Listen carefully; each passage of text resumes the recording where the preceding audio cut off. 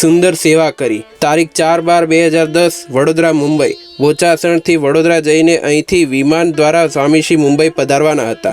4:50 વાગે વડોદરા હરણી એરપોર્ટ આવી ગયું। સમગ્ર વડોદરા સત્સંગ મંડળ સ્વામીશ્રીના પસાર થતાં દર્શન કરવા માટે ઉમટ્યું હતું। સ્વામીશ્રીની ગાડીને પરમિશન આપવામાં આવી હતી।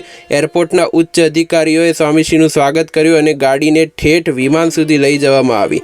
અંદર સઘળી તૈયારીઓ થઈ ગઈ। ત્યાર પછી સ્વામીશ્રી વિમાનમાં પધાર્યા। સ્વામીશ્રીની સાથે વિવેકસાગર સ્વામી, યોગીચરણ સ્વામી, કૃષ્ણવલ્લભ સ્વામી, નારાયણચરણ સ્વામી હતા અને ડૉક્ટર કિરણભાઈ દોશી પણ સાથે જ હતા। નિયત કરેલા સમય મુજબ 5:10 વિમાનને મુંબઈ તરફ ગતિ સાધી। આમ તો બધું જ સમૂહ સૂત્રું ઉતરે તો 34 મિનિટમાં જ મુંબઈ આવી જવાનું હતું, પરંતુ એટલા બધા હળવાશભર્યા મૂડમાં હતા અને નાની નાની બાબતોમાં પણ એટલું હસતા કે સાથેના કોઈને પણ સ્વાસ્થ્યની ગંભીરતા રહે નહીં। થોડી વારમાં ડૉક્ટર કિરણભાઈ દોશીએ સ્વામીશ્રીની નાડી તપાસી। નાડી વ્યવસ્થિત ચાલતી હતી। હળવા મૂડમાં સ્વામીશ્રી હસતા હસતા કહે, હમણાં નાડી જોઈ આપણે તો ખબરે ન પડે। ડૉક્ટર કહે, એ આ તો હૃદયનું છે, ત્યારે ખબર પડે, બાકી કશું ખબર ન પડે।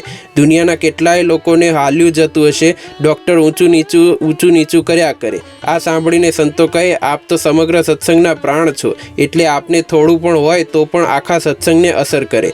આ રીતે હળવી વાતો ચાલતી હતી। સૌને મનમાં એમ હતું કે હમણાં મુંબઈ આવશે, પરંતુ મુંબઈની એર સ્ટ્રીપ બિઝી હતી, એટલે મુંબઈની આજુબાજુ વિમાનને ચક્કર મારવા પડ્યા। વિમાનના સ્ક્રીન ઉપર કેટલાય વખત સુધી મુંબઈ પહોંચ્યા માટે 27 મિનિટ લાગશે એવું ડિસ્પ્લે થતું હતું। બહુ 23 થી 24 મિનિટ સુધી આવે અને વળી પાછું 27 મિનિટ ઉપર જતું રહે, એટલે જાણે એમ જ લાગે કે હજી વડોદરાથી થોડેક દૂર જ પહોંચ્યા છીએ। ઘટ્ટ વાદળોની ચાદરમાં સરકતા હોઈએ એવું અદ્ભુત દ્રશ્ય લાગતું હતું। સૂર્ય પણ ઢળવાની તૈયારીમાં હતો અને એને કારણે ક્ષિતિજ ઉપર વાદળોની કિનાર ઉપર સર્જાતી સોનેરી રેખાઓ અત્યંત મનમોહક લાગતી હતી।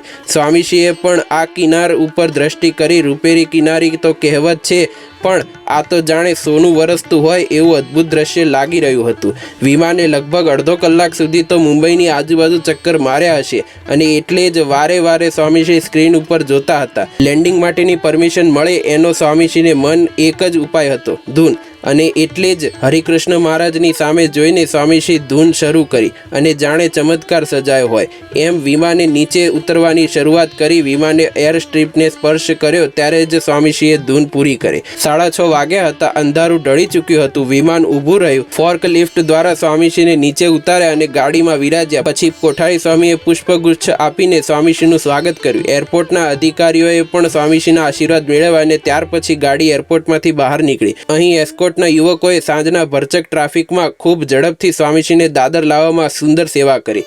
જય સ્વામિનારાયણ।